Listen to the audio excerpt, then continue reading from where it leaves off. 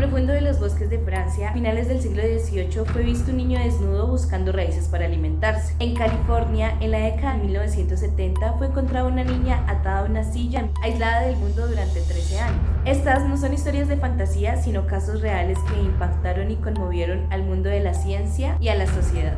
Hola a todos, bienvenidos a Psicocharlas. Hoy vamos a adentrarnos en uno de los casos más perturbadores e inquietantes de la historia de la psicología del desarrollo, los niños salvajes. Lo que van a escuchar les va a impactar. Vamos a hablar de dos casos, de dos niños en partes totalmente diferentes del mundo que fueron creados aislados del mundo, aislamientos bastante extremos y de hecho nos dejaron conclusiones bastante interesantes porque los dos tipos de aislamiento son diferentes. Acompáñenos, mira hasta el final, descubre esta interesante pero cruel información. Parte 1. El caso de Víctor Aveyron.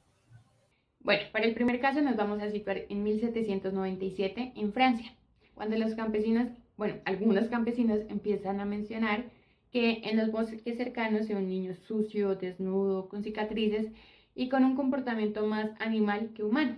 Aquí empieza el intento del gobierno por capturarlo y es hasta 1800, después de muchos intentos fallidos, que lo capturan. Lo llevan a un orfanato y le ponen Víctor, pero allí se descubre algo interesante. Víctor no tenía un idioma, no hacía contacto visual y no buscaba el contacto humano, todo lo contrario. De hecho, se ha comparado como con la historia de Tarzán, porque pues se cree que posiblemente fue creado con los animales de la selva, pero esto no es confirmado. De hecho, tampoco sabemos cómo Víctor terminó siendo abandonado y terminó siendo criado en la selva. Lo que sí sabemos es que Víctor no tuvo una cercanía humana en sus primeros años de vida, sino hasta los 12 años, que es cuando es capturado. Y empieza algo interesante. Cuando Víctor es capturado, estaba en pleno auge la ilustración. Y la ilustración tenía dudas significantes como las de Rousseau, sobre la tabula rasa, sobre si el ser humano era bueno por naturaleza o la sociedad lo hacía bueno, si la moral era innata o se iba acogiendo por la sociedad, que era más importante la genética o el ambiente, entre muchas otras dudas que ustedes conocerán mejor. Digamos que la ciencia ve esto como una oportunidad de investigar y aclarar todas aquellas dudas que tenía. Y en vez de acoger a este niño y darle cariño y amor, se empieza una serie de investigaciones. Era el caso perfecto porque no tenía un lenguaje que afectara las creencias, el comportamiento, etc., etc., que era una de las hipótesis, pero tampoco tenía una cultura o una interacción con personas que haya afectado la forma de pensar y actuar del niño. Y es allí donde aparece Jean-Marc Gaspard Itard. Estoy segurísima que lo dije mal, pero continuaremos. Jean-Marc empieza a hacer terapias con este niño, que de hecho después con él sería como terapias ocupacionales, que son las que se aplican hoy en día. Empieza a estimularle el lenguaje, pero también los sentidos. Y digamos que esto es muy revolucionario para la época. Parte 2. ¿Qué pasó con Víctor? Bueno, pues Jean-Marc, después de muchos años, se rindió. Jean-Marc le dio muchas terapias que después vimos que sí servían porque las aplicó con otras poblaciones, entre ellas los sordos, y sirvieron, tuvieron efecto. Pero en Víctor no. Y no sabemos si fue que fueron mal ejecutadas, que la verdad lo menos probable y lo más probable es la segunda opción, que es que Víctor ya había pasado crítico, el periodo más fundamental en la vida del ser humano. De hecho, logró varias cosas con Víctor, logró que Víctor vocalizara una que otra palabra, no logró que él armara frases complejas, tampoco que leyera textos complejos, pero Víctor sí aprendió a leer una que otra palabra y logró aprender a seguir una que otra instrucción desde que fuera clara y concisa y con palabras que él reconociera. También se logró que Víctor empatizara con las personas. De hecho, Víctor lloraba cuando veía a alguien más llorar. Después de años, cuando Jean-Marc Itard se rindió, Madame Guérin, nuestra persona más amada en esta historia, acoge a Víctor, le da mucho amor y mucho cariño y un hogar. Y se sabe que Víctor muere a los 40 años en compañía y siendo amado. ¿Qué es complejo y qué es triste en este caso? Víctor nunca pudo expresar cómo se sentía, nunca conocimos cómo él llegó al bosque, qué vivió en el bosque, qué vivió en la selva, pero digamos que al menos tuvo un final feliz, y pese a que la humanidad fue muy cruel con él, Madame Guérin le dio unos últimos años de vida llenos de amor. Parte 3. El caso de Janie Wiley.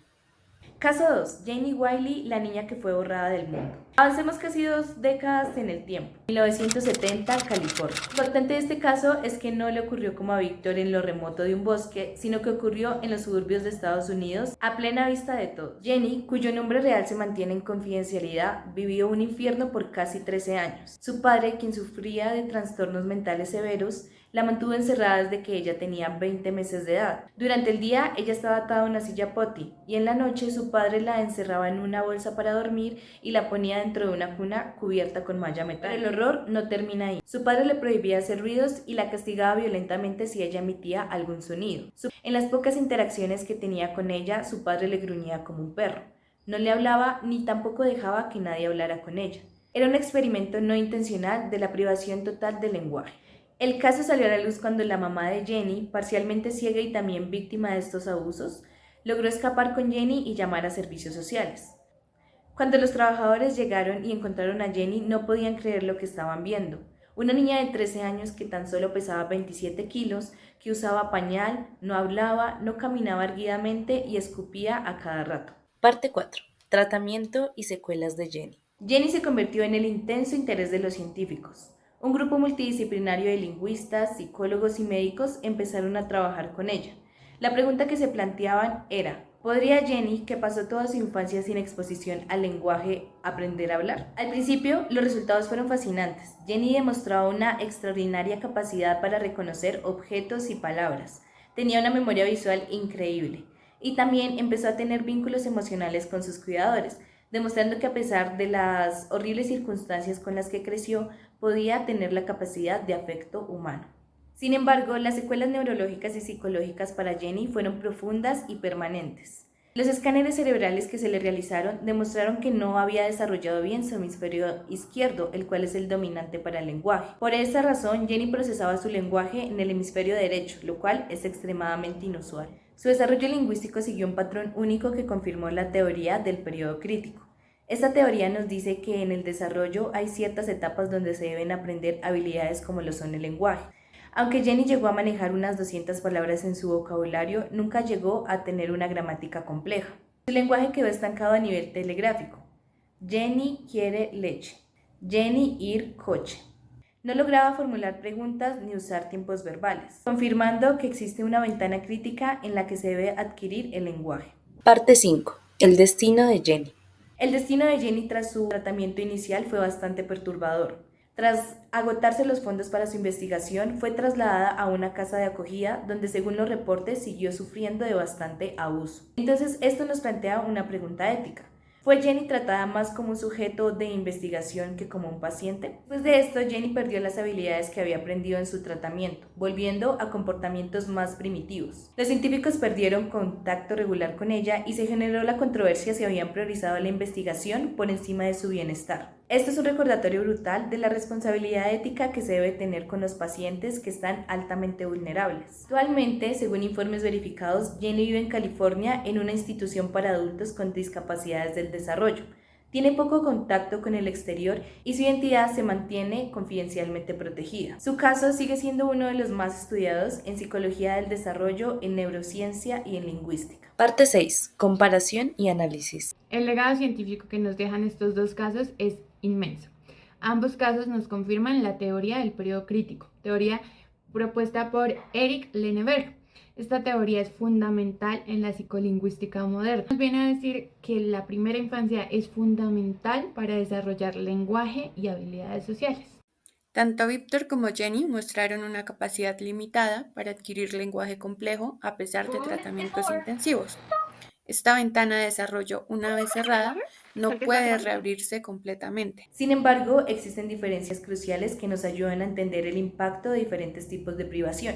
En el ejemplo de Víctor, él creció en la naturaleza, lo que le permitió desarrollar habilidades de supervivencia. Es verdad que estaba privado del contacto humano, pero también tenía un entorno natural que lo estimulaba.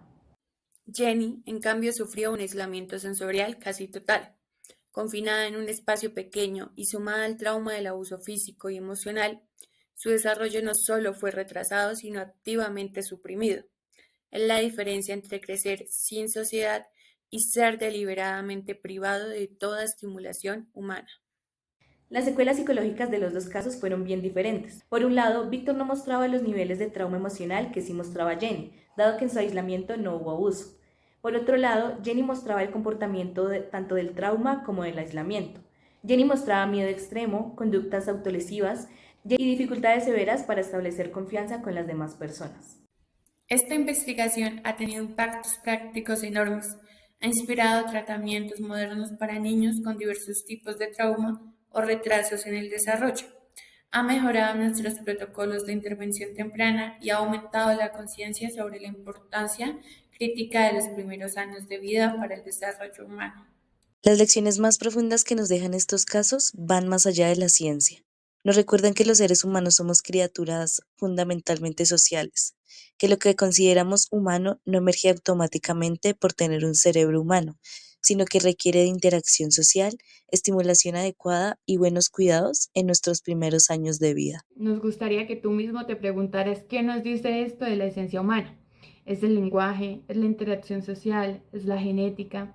¿Qué es lo que nos hace ser tan humanos? Si este episodio de Psicocharlas les ha impactado tanto como a nosotras, los invitamos a apoyarnos dándole like, compartiendo, suscribiéndose y activando la campanita para estar pendientes de nuestros siguientes episodios. Nos vemos cada martes y viernes con nuevos episodios.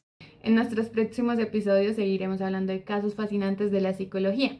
Si quieren algún caso en específico que tratemos, por favor déjenlo en los comentarios. Y esto ha sido Psicocharlas con Gaby y Tatis, un espacio donde nos enfocamos en contarte historias reales que te van a impactar, investigaciones psicológicas brutales y preguntas que te van a dejar. Hasta la próxima.